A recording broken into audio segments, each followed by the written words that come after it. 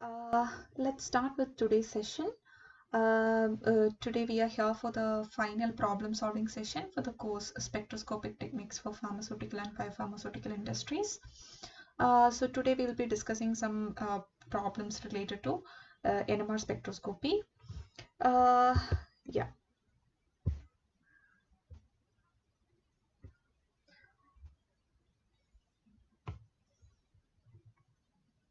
So there was a question which we left in between in last problem solving session. So first I'll be addressing that.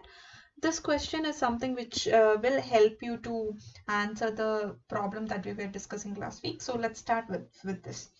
So if you let me know if I'm not audible. And if you have any questions in between, please feel free to raise it up in the chat box or unmute yourself and you can raise your question. Okay, so yeah, in this question we have been asked to calculate the chemical shift in ppm, parts per million, for a proton that has a resonance at 128 Hz downfield from the TMS. TMS is the standard that NMR standard that we use, tetramethylsilane, on a spectrometer that operates at 60 megahertz. So I'm sorry. Yeah. So chemical shift delta is equal to nu minus nu reference divided by nu reference into 10 to the power 6, right? So that's how chemical shift has been defined. So nu is the frequency of your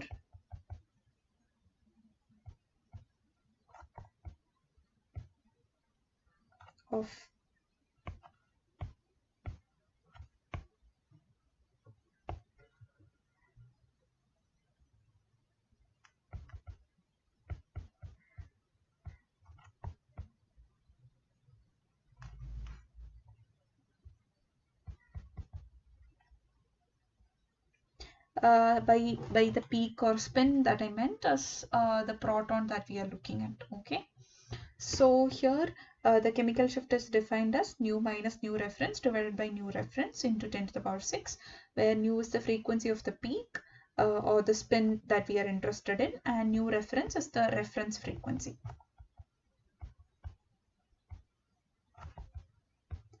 And this reference frequency, nu reference, is equal to nu spectrometer. It is the working frequency or operating frequency of the spectrometer. So here nu reference is equal to 60 megahertz, and this is equal to 60 into 1 megahertz is 10 to the power 6 hertz. So 60 into 10 to the power 6. Okay. So in the question we have been given the proton resonates 128 hertz downfield to the TMS. So I think sir has covered in the class how a spin comes downfield or upfield, how a spin resonates downfield or upfield to a reference standard reference present in the sample. So when you have so consider this is your proton that we are interested in. If it have uniform electronic cloud over it, then it will for example, for the sample for TMS, one of the TMS proton, it has very uniform electronic cloud, it will resonate at 0 ppm. But something which has a something which doesn't have as much electronic cloud over it, for example, it has a somewhat dispersed electronic cloud like this, it will resonate at a frequency lesser than this, higher than this. So in this particular case it will resonate at so it is at 0 hertz, or like sorry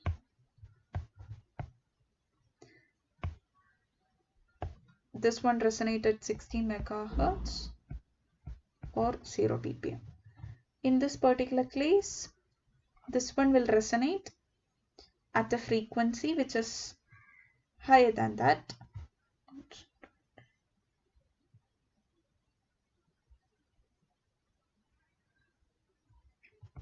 Which is 60, I mean, here you can consider 60.5 or something. Sorry.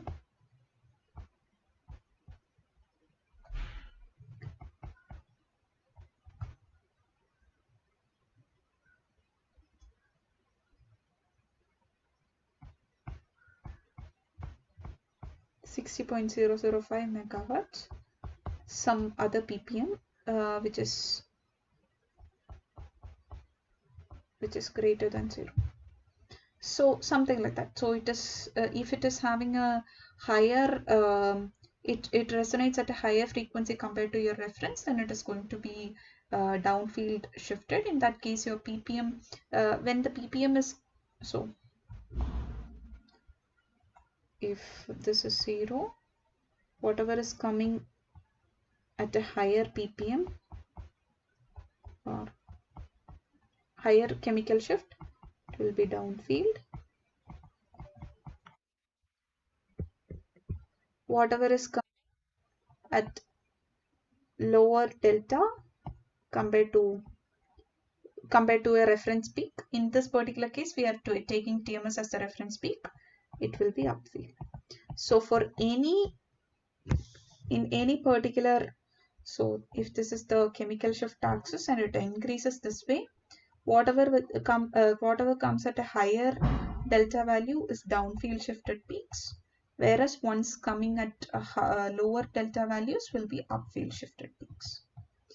So consider you have a peak at 4.5 ppm and you have something at 2 ppm and something at 7.5 ppm. So compared to, when you are referring to 4.5 ppm peak, the one at 2 ppm is upfield shifted, whereas the one at 7.5 ppm will be downfield shifted. Okay.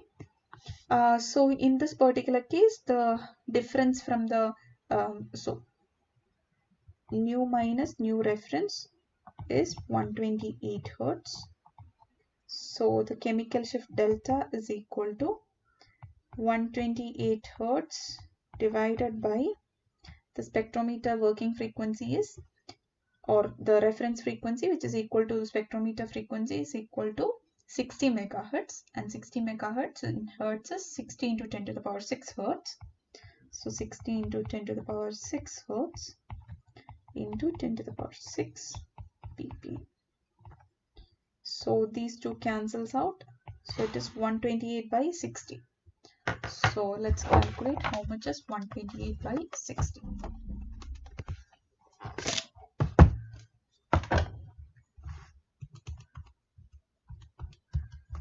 It's coming to us 2.133 ppm. So the peak will be, if it is at 0 your TMS is at 0 ppm, then you will see a peak at 2.1 ppm,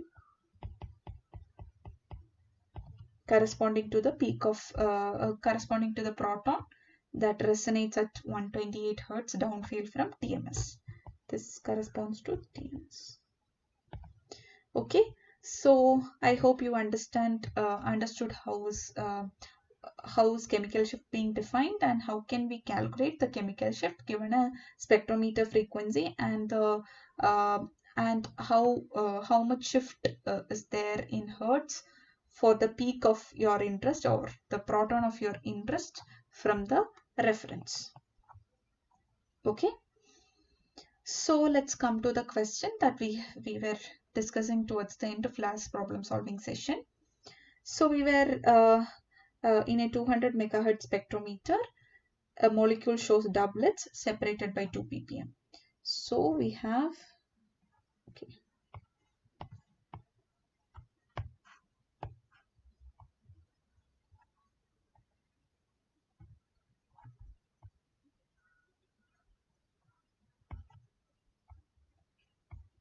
So these two are separated by middle of this. So this,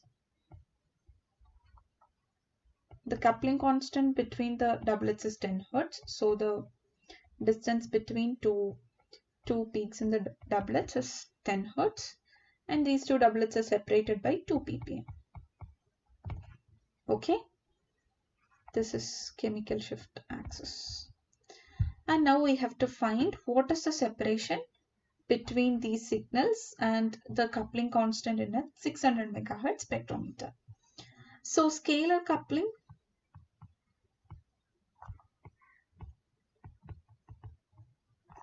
it's an inherent property of a spin system.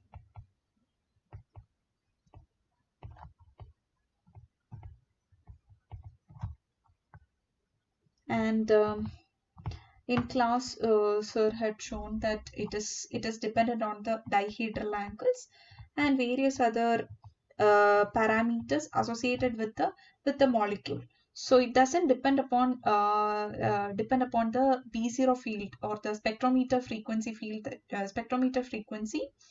It doesn't depend upon the spectrometer frequency. So at 600 megahertz, also the scalar coupling is going to be 10 Hertz.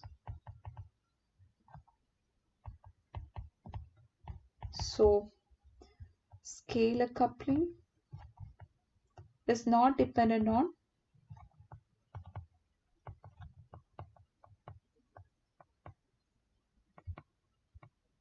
B0 field or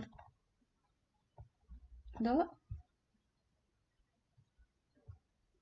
proton Larmor frequency.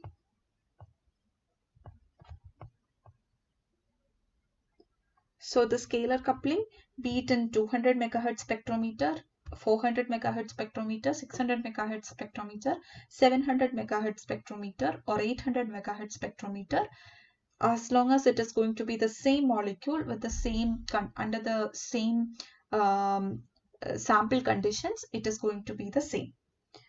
But okay, the other thing is whether the chemical shift is going to be different. Do you have any idea whether the chemical shift is going to change? So what is the delta value in ppm?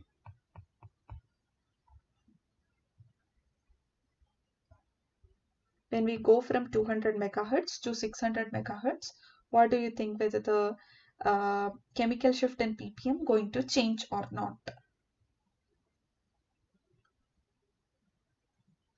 Can you please post it on the chat box? Yeah. As you have told, it's it is not going to change. It is going to be 2 ppm. In ppm value, the chemical shift is going to be same, irrespective of whether it is a 200 megahertz spectrometer, 400 megahertz spectrometer, or 600 megahertz spectrometer, or 700 megahertz spectrometer. What is going to then change depending upon whether it is a 200 megahertz spectrometer or a 600 megahertz spectrometer?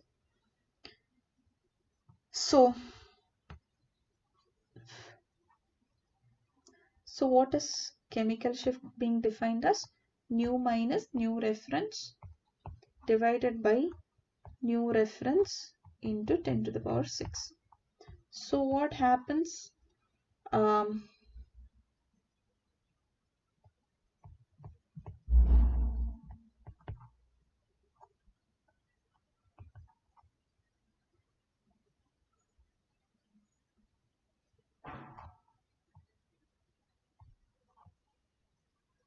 So your delta is 2 ppm.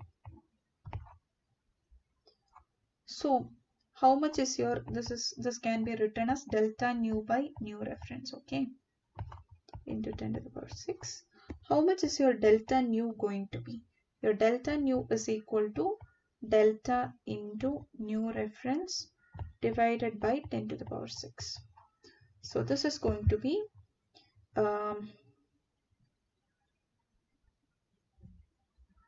delta is 2 ppm into new reference is 200 megahertz, which is, or new reference is equal to new spectrometer,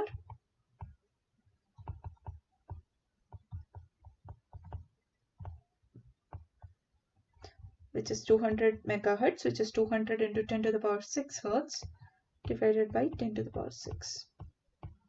So this is going to be 400 hertz. So the difference in hertz is going to be between these two peaks in 200 megahertz corresponds to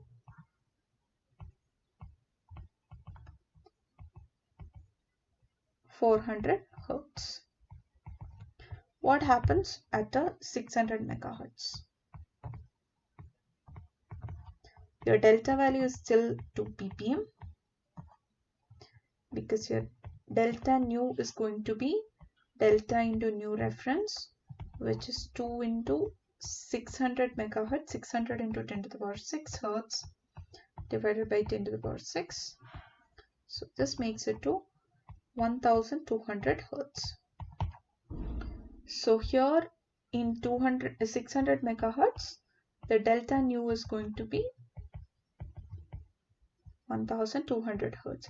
So we do see a 3 times increment, which is corresponding to the 3 times increment in the Larmor frequency as we go from a 200 megahertz to a 600 megahertz spectrometer. So we see that much difference in the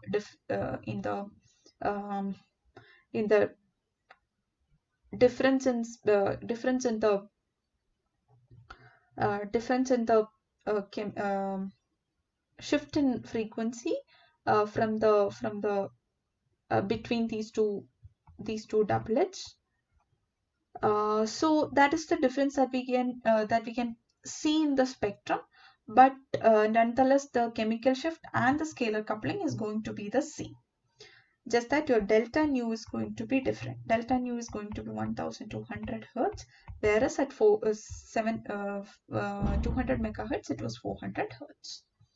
Okay, so chemical shift in ppm and scale coupling constant in hertz are going to be invariant depending upon invariant to the Larmor frequency or the B0 field, proton Larmor frequency or B0 field, but the shift in frequency delta nu is going to be different depending upon the proton Larmor frequency or the B0 field. Okay, now so we have covered two aspects of a spectrum. One is the chemical shift, the other one is the scalar coupling. Chemical shift says about how the chemical environment of the system is going to be, and scalar coupling will say about what are the neighboring nuclei, how many neighboring nuclei or how many neighboring spins are present. So I think in the class sir has covered how the peak pattern is going to be depending upon whether you have a single neighbor, when you will get a doublet. If you have two neighbors, then you are going to get a triplet with a different intensity. We'll cover how the peak pattern is going to be in the next question. In this particular question, we are going to cover what integral of peak will say. So you will have a peak like this, and when you integrate, you will get a particular value. Consider you get some 1000. The area under the curve. Integral is basically area under the curve.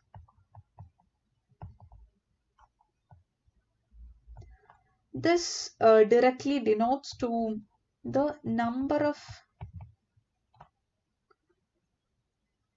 it's sort of proportional to number of protons or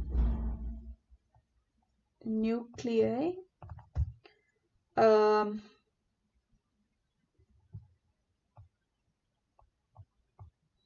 resonating there. Okay, so using this we can get an idea about a relative number of peaks, relative number of protons resonates at different chemical shifts. So if you consider you have something like CH3 CH2 OH. So I'm going to draw a spectrum where we don't see any multiplicity, just to understand how the integral is going to work. So you may know where the chemical shift is going to come. The first one is going to be CH3. Whether the second one is going to be CH2 or OH, which one will come the next? So if the chemical shift increases this way, the next one is, if the first one, the most upfield one is CH3, then the next one is going to be CH2 or OH. What do you think?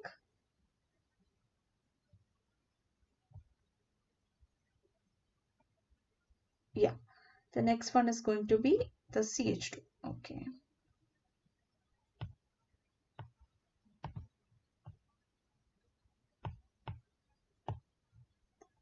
So the next one is CH2. And the third one is going to be OH.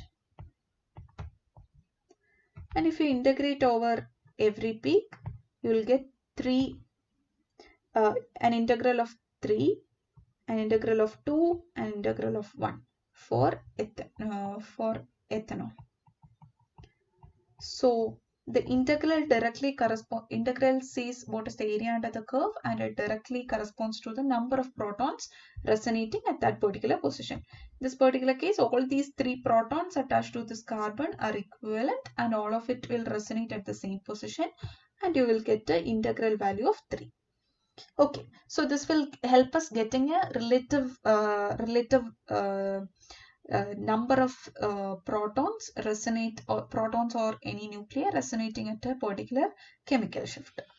So we have an equimolar mixture of benzene and acetonitrile, and we have been asked to find what is the molar ratio.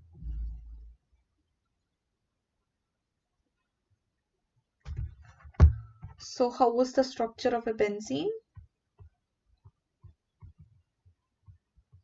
So this is how a benzene look like, and you have some 1, 2, 3, 4, 5, 6 protons, and all of them are equivalent,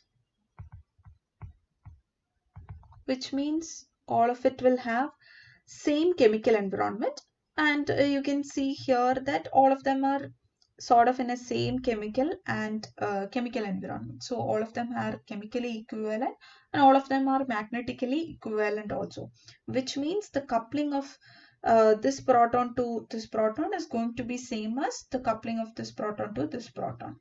So the coupling between the protons are going to be the same. That's when we are calling it as magnetically equivalent. Okay, then what is acetone? How is the structure of acetonitrile?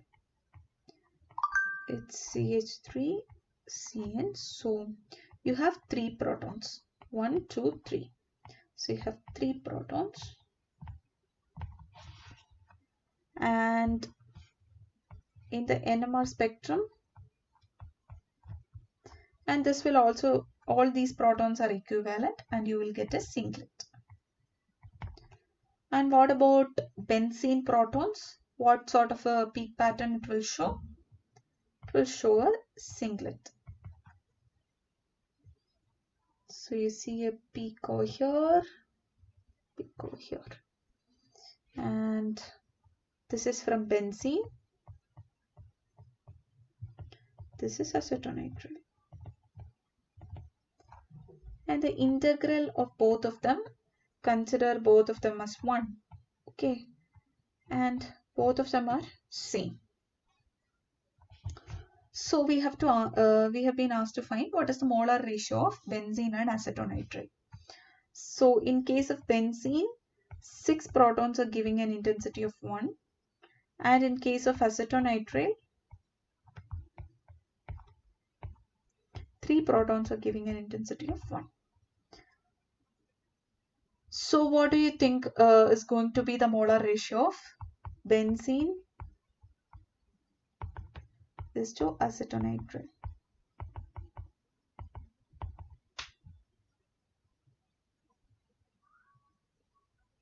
Yeah, so it's going to be 0.5 is to 1 because the intensities are both the same, but it has the number of peaks, number of protons resonating at that particular position is 6:3, whereas the intensities are the same. That's why the molar ratio is going to be 0.5 is to 1. That's when you will get equal intensity peaks in the proton 1D spectrum. Okay, now we have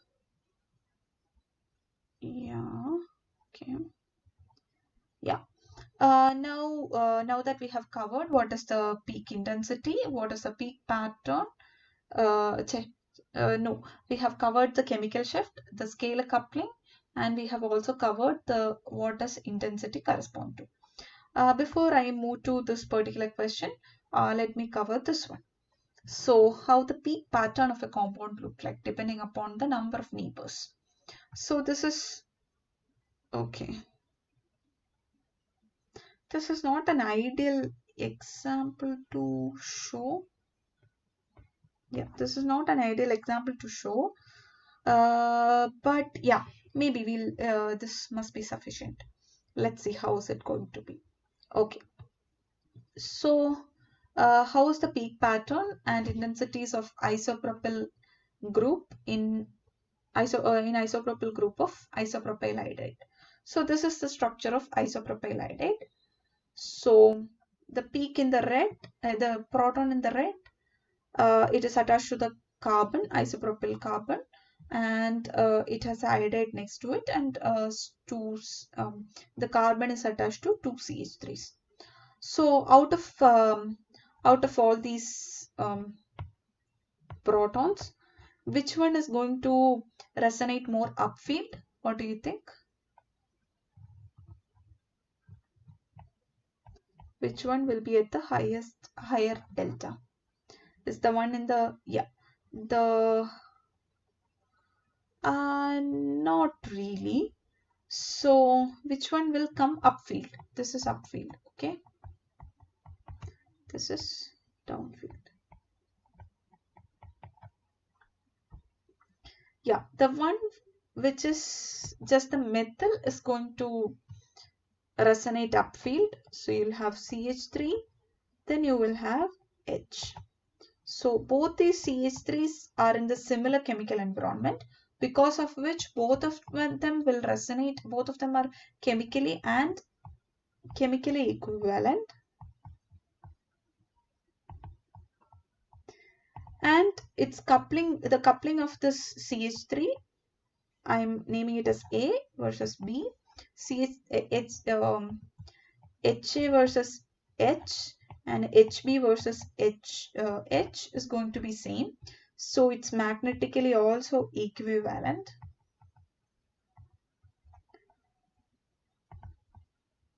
So yeah, I didn't explain why CH3 will come more upfield than the H.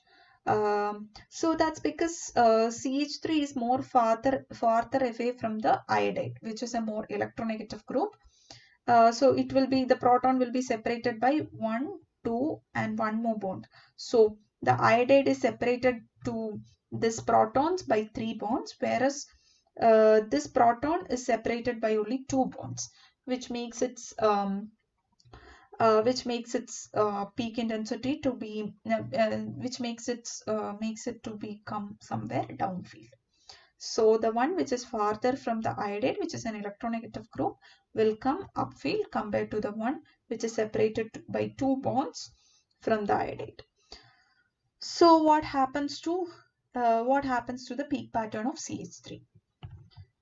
So how many neighbors does it have? It have only one neighbor, which is this single proton.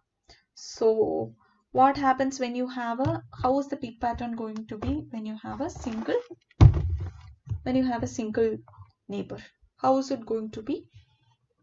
Will it be a doublet? Will it be a triplet? Do you have any idea?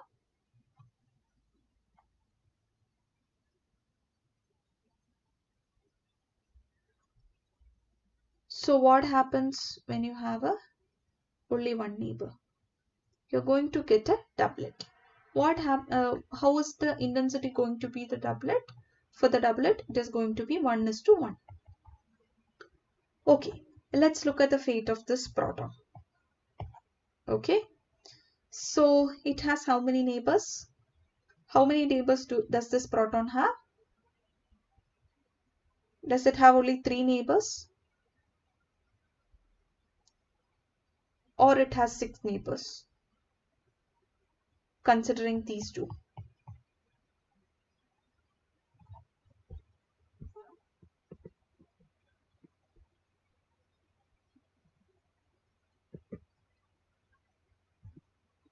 How many neighbors does it going to have? 1 neighbor, 2 neighbor, 3 neighbor, or 6 neighbors? Yeah. So this particular proton which is attached to the isopropyl carbon is going to have 6 neighbors. So how is the peak intensity going to be? So has covered in the class about something like Pascal's triangle. So when it doesn't have one neighbor, it will have an intensity of 1. When it has 2 neighbors, it's going to be 1:1. When making a doublet, when it has 2 neighbors, it will make a triplet with 1:2:1 intensity. So this is when it has 0 neighbors, 1 neighbor, 2 neighbor. It happens when you have 3 neighbors. It will be 1:3:3:1. Then again, what is going to happen? It will be 1:4:6:4:1. Then this is when it has 4 neighbors. 5 neighbors is going to be 1:5:10:10:5:1. This is 4 neighbors, 5 neighbors. Let's see how is it going to be when it is 6 neighbors. So 1 plus 5 is, first it is 1, then 1 plus 5 is 6, 5 plus 10 is 15, 10 plus 10 is 20, 10 plus 5 is 15, 5 plus 1 6, then 1. So you'll get a septet. You'll get 7 lines. 1, 2, 3, 4, 5, 6, 7. You'll get 7 lines with an intensity ratio corresponding to this. So you'll have 1:6:15:20 15:6:1. Sorry. Yeah. So this is how this proton going to be. Whereas this will corresponds to CH3A and CH3B. Okay, so this is how the isopropyl pattern coming up. I hope you understood how the Pascal's triangle is being made. So it's pretty simple. You can you can start with 1, then it will split to 1:1. Then this will split to 1:1 plus, you will just transform 1 to the side and you will add the 1 in the middle. So 1 plus 1, 2, and the 1 in the side. Then again you will have 1 in the side, 1 plus 2, 3, 2 plus 1, 3, and 1 at the side. Then it is going to be like 1 in the side, 1 plus 3, 4, 3 plus 3, 6, 1, this is going to be 4, and you have 1 at the end. So this is how it is coming. So it's I think Sir has covered this in the lecture. Okay. Okay. This comes to a problem where we have been asked to find the regioisomers of dichlorobenzene from the following spectrum. So we have been given three spectrum, and these corresponds to different regioisomers of dichlorobenzene. So we have to find which spectrum corresponds to different regioisomers of benzene. So what does it mean by regioisomers? Regioisomers means the positional isomers. So if you have a benzene molecule, sorry.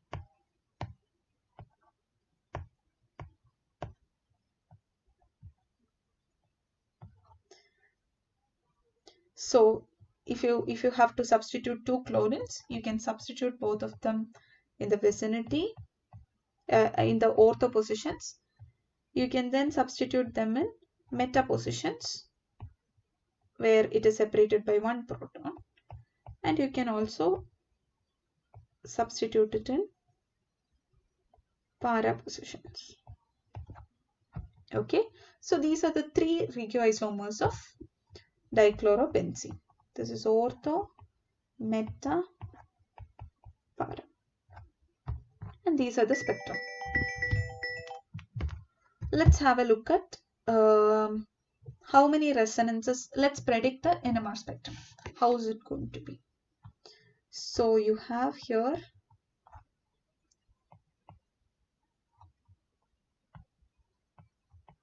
okay, in case of ortho dichlorobenzene, you have 4 protons coming up. How many of them, what do you think about them?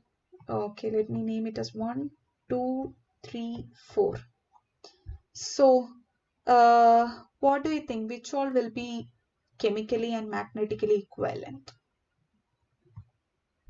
Will H1 be equal to H4? Yeah, yes, that's correct. 1 and 4 are chemically and magnetically equivalent.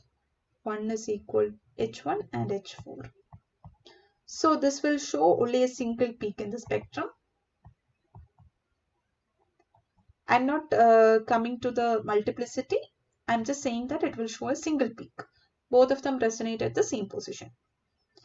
H2 and H4, H3, are they chemically and magnetically equivalent?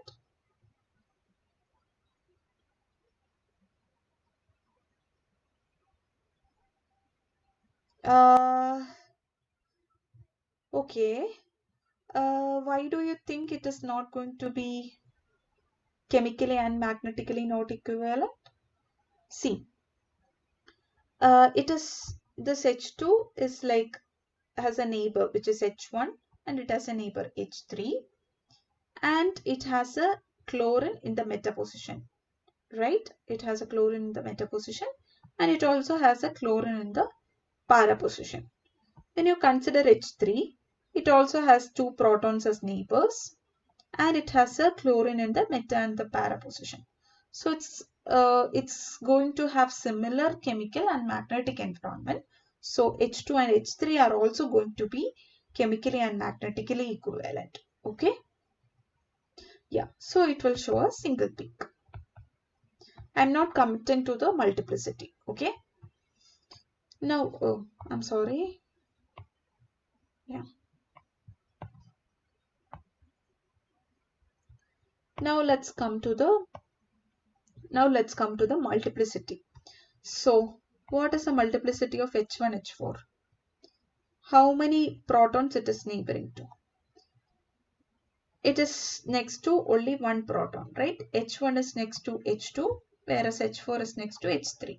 And we are saying that the coupling constant of H2, H1 and H3, H4 are going to be the same. So basically you just have, so these protons will have a chemically and magnetically equivalent neighbor, right? So it will basically have, these protons have a, we can consider it has a single neighbor. So when you just have a single neighboring atom, what is the multiplicity going to be?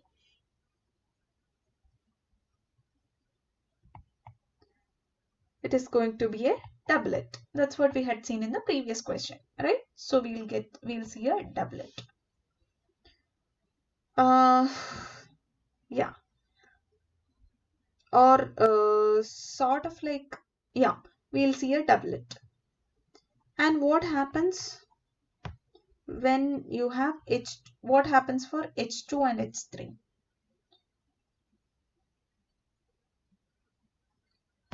We'll again sort of see a doublet, right? Okay, so that is a case of ortho substitution. But do we see any of such spectrum here?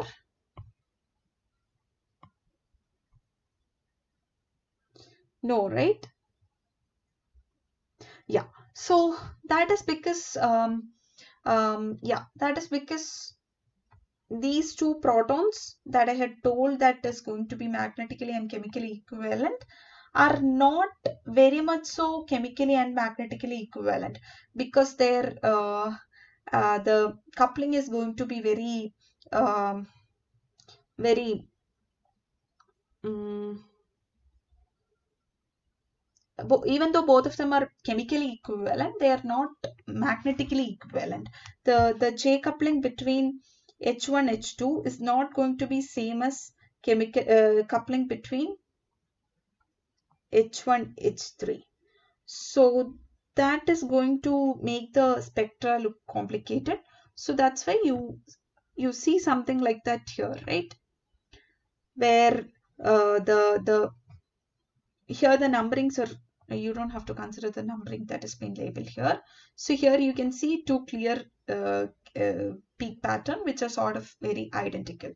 So it's going to come from the ortho regioisomer. Okay, now let's think about what happens to a meta isomer. So you have a proton here and you have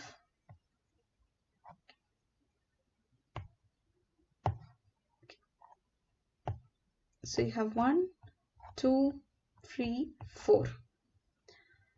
So what is going to happen?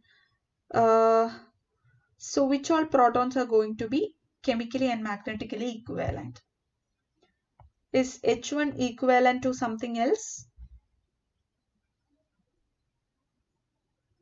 Yeah, H1 is not equivalent to any other protons in this meta dichlorobromine dichlorobenzene.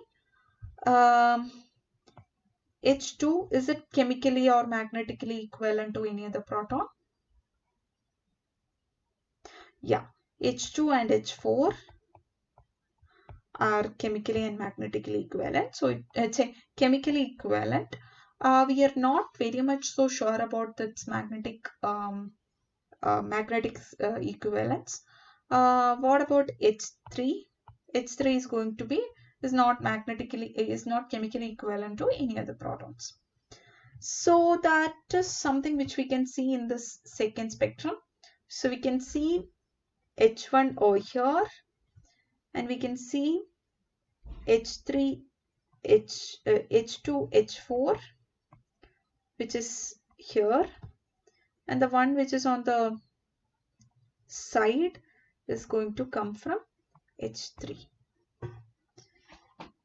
We can get a very clear distinction for para system, because let's look at the para system.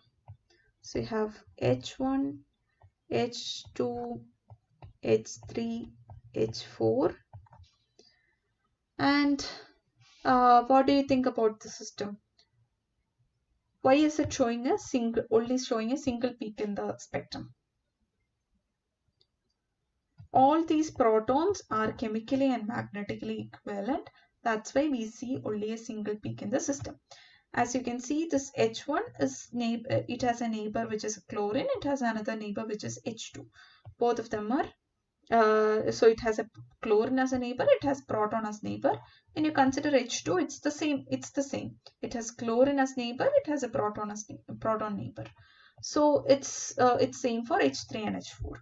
So that's why it is chemically, and all the H1 to H4, I mean, okay, H1, H2, H3, H4, they are chemically and magnetically equivalent.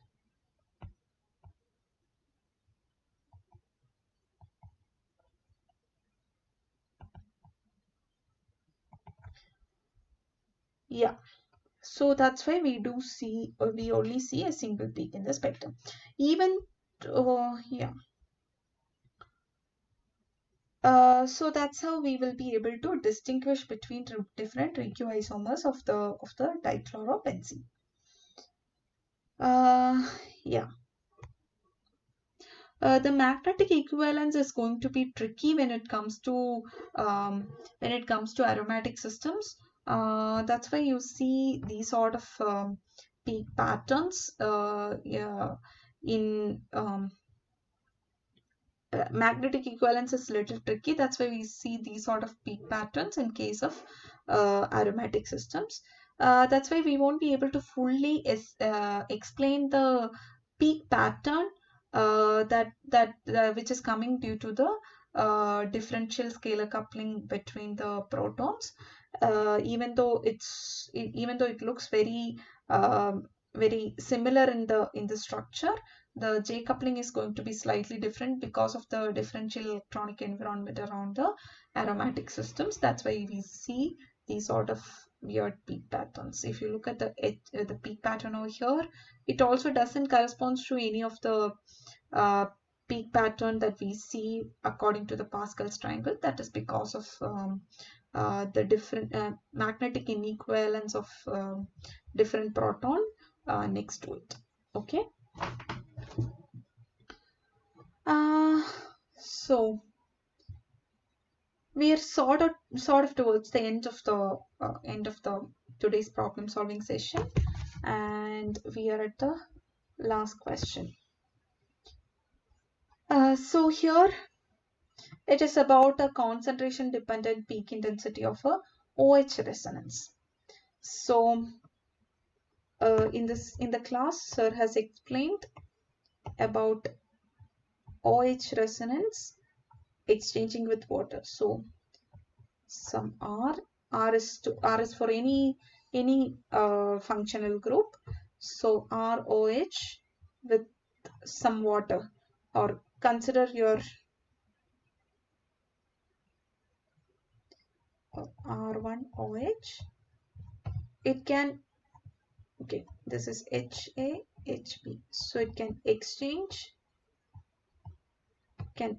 and form OHB plus R1OHA, right? So this sort of exchange will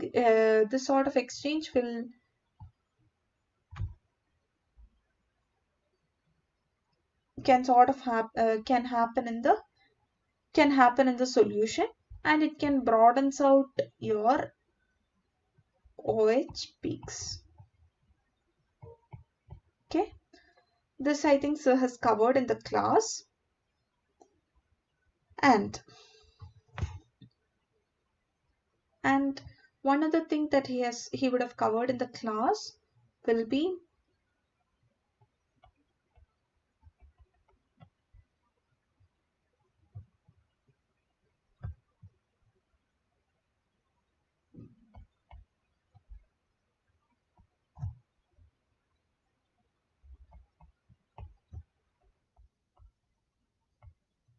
so when there is a hydrogen bond, this proton is going to be more downfield shifted, right? So has covered something like this for a carboxylic acid in the class, if I remember correct, or it's very predominant in carboxylic acid sort of systems, carboxylic acid, ortho substituted carboxylic acid systems. So that's where I wanted to start. So the position of OH resonance of phenol varies with concentration in a solution as the following table shows. So this is how so this is the phenol chemical shift when it is 100%. So when you just have phenol, the chemical shift is going to be at 7.5 ppm. As you decrease the concentration of the phenol in the solution by adding more and more CCl4, which is carbon tetrachloride, what is happening? You see a upfield shift in the OH peak. Okay. On the other hand, the hydroxyl proton of orthohydroxyacetophenone. So it is orthohydroxyacetophenone. This proton appears to be at 12.05 ppm at different concentrations. Upon adding carbon tetrachloride, its chemical shift is not changing. It is always at 12.05 ppm. And it doesn't have any great shift upon dilution. Now we have to explain it why. So do you have any possible explanation for this? I have sort of explained why is it happening in the beginning itself, what happens to a OH proton which exchanges, and what happens to a OH proton which is hydrogen bonded, right? So can you just connect the points and can you guess why is it happening?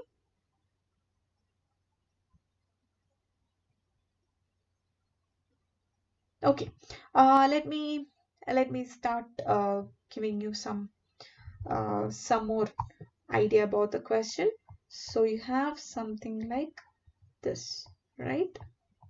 You have an OH and you have a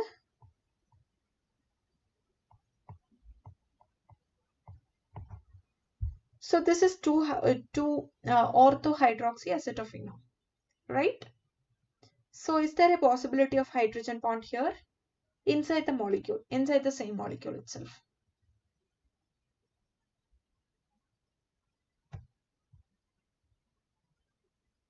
Okay, I'm not sure whether you all are aware with the hydrogen bonds. So let me just briefly introduce that. So hydrogen bond happens between a electronegative between a um, heavy atom which is electronegative. In this case it is oxygen, and another heavy atom of that such,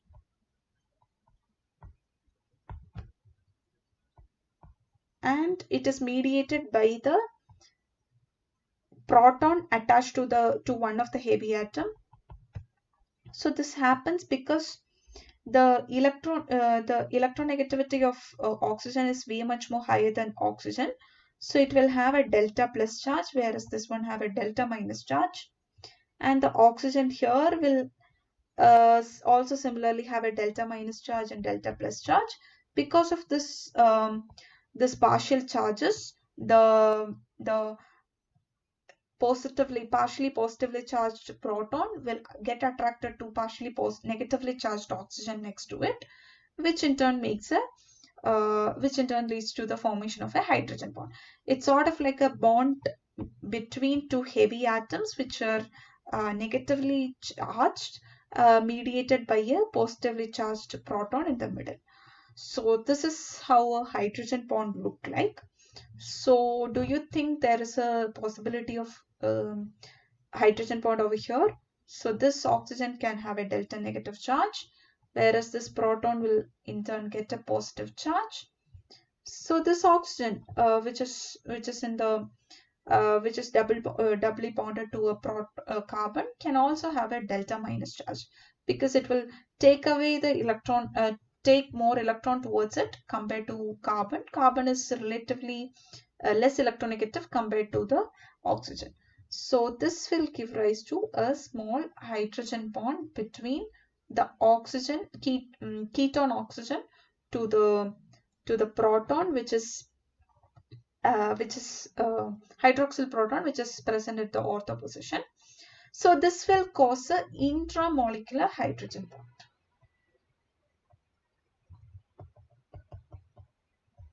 So this hydrogen bond happens in the same molecule. The donor and the acceptor of this particular hydrogen bond is present in the same molecule. So this is a intramolecular hydrogen bond. So what happens in case of phenol? So in case of phenol, it will be attracted to a nearby phenol molecule. So this is a intermolecular hydrogen bond. So phenol can only involve in an intermolecular hydrogen bond, whereas this can involve in an intramolecular hydrogen bond. So what happens when you add more and more CCl4? So you are going to break this bond. Because you don't have so many neighbors, when you change it from 100% to 20%, you are breaking hydrogen bonds in case of phenol. So what happens? In this particular case, this proton will be downfield shifted. Now since the hydrogen bonds have broken, it will start moving towards upfield. This is what we had seen, right? As we reduce the phenol concentration, we can see the peak moving more upfield. That's because of the breaking of hydrogen bond. But in case of to ortho-hydroxyacetophenone, since there is no since the hydrogen bond is happening intramolecular, irrespective of whether you have very high concentration or the low concentration, the hydrogen bond is present in as the hydrogen bond is between a donor and acceptor present in the same molecule, it will still be hydrogen bonded. That's why it is way much more upfield shifted and downfield shifted compared to phenol at different concentrations, right? So since it is intramolecular hydrogen bond, it is not concentration dependent. Since the hydrogen bond in phenol is intermolecular, as in when you decrease the concentration, the probability of finding two molecules close by is getting lesser, which in turn going to affect the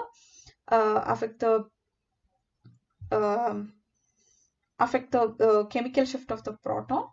So if it is not hydrogen bonded, it is upfield shifted. So that's why we see a concentration dependent peak intensity upon peak intensity when there is an intermolecular hydrogen bond.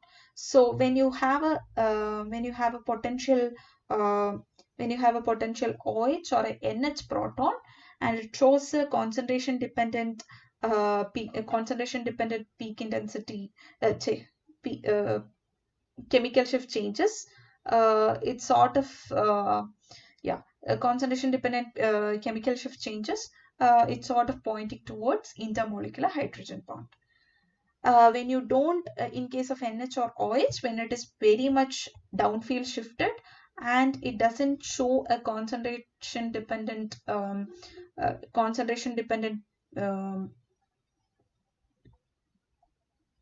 chemical shift changes, then it is going to point out towards intramolecular hydrogen bond. So when you consider a OH resonance, it in general resonates somewhere between 3.5 to 4, 3.5 to 5.5 ppm. In general, an OH proton is going to resonate there. And you can see that it is very, very much more downfield shifted. In case of acetophenone, to orthohydroxyacetophenone, it is way much more upfield shifted. So that is a clear indication of an intramolecular hydrogen bond. And we can see that there is no concentration dependent chemical shift changes, which also in turn suggests us that it is going to be an intramolecular hydrogen bond because it is not changing as a function of concentration. Yeah, so this comes to the end of today's session, and yeah, yeah. So we are also winding up the course problem solving session by today. Thank you all for joining, and I'm open for any questions that you have in today's tutorial session or any other potential questions from the course.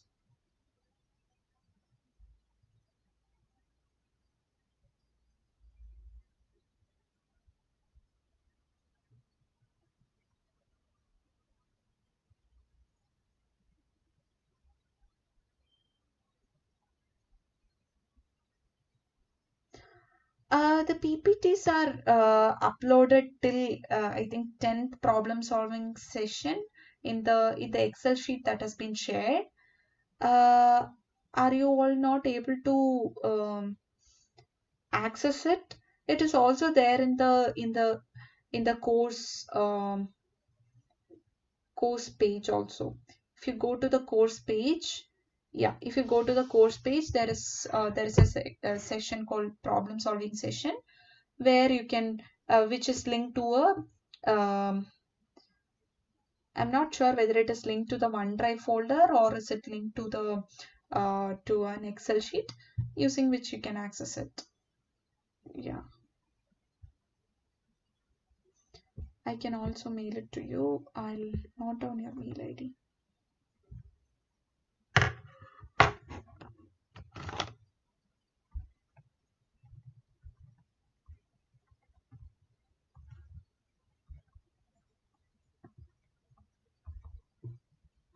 Okay. Yeah, Pagila has a question. 15 and 11p, 19f and 31p, which doesn't give NMS signal. Yeah. Okay, which is yeah, what do you think about it? Okay, let me just write the question here.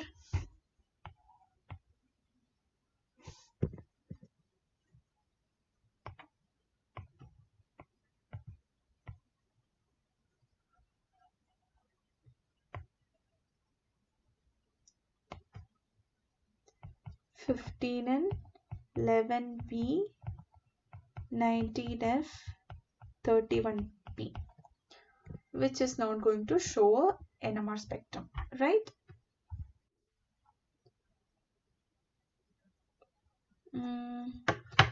Let's see. I think I may have the list of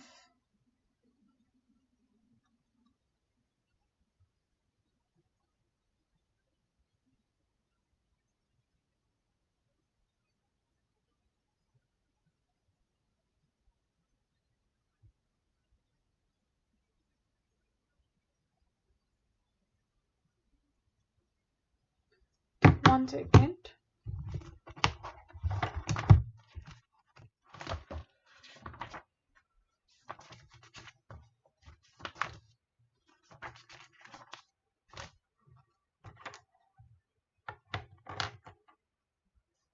Yeah, so 15n is a spin half system, right? 19f, what is the I value for 19f? It is also spin half system. 31p also has a I of 1 by 2, whereas 11 boron has a I value of 3 by 2, right?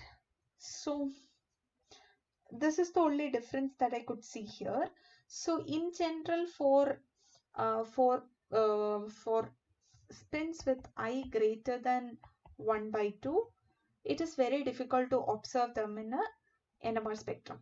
So for spin systems with I greater than 1 by 2, you will sort of see you will not see a signal because of some sort of relaxation because of quadrupolar relaxation to be precise.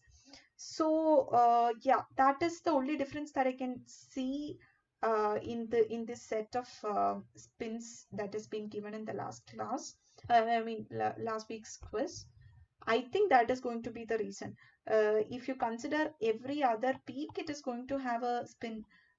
It is going to be a spin half system, whereas 11 boron is a spin 3 by 2 system. So maybe because of that, you won't be able to observe a very good signal for this for 11 boron in a spectrum. So that's what I think is the answer. Um, is the answer is not being updated there in the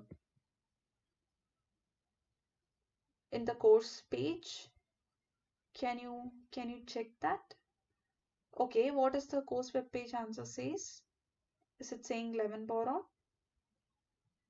Okay, yeah, then the reason is going to be this particular thing. I mean, ideally you should be able to see if you acquire a okay for a deuterium. If you acquire a deuterium spectrum, you will be able to see signals. Okay, which has a I value of 1. But um, yeah, if you acquire a spectrum for 14N, which also has a I value of 1, you might not be able to see very prominent signals because of the quadrupolar relaxation.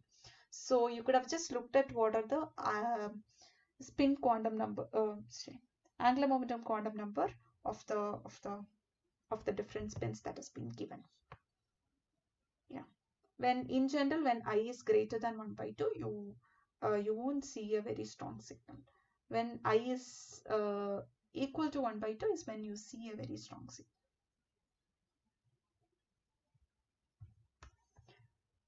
Yeah. Uh, yeah, if you all don't have any particular question, I would like to end the session for today. Thank you all for joining. Um, yeah, I wish you all the best for the upcoming exams and the courses. Thank you very much.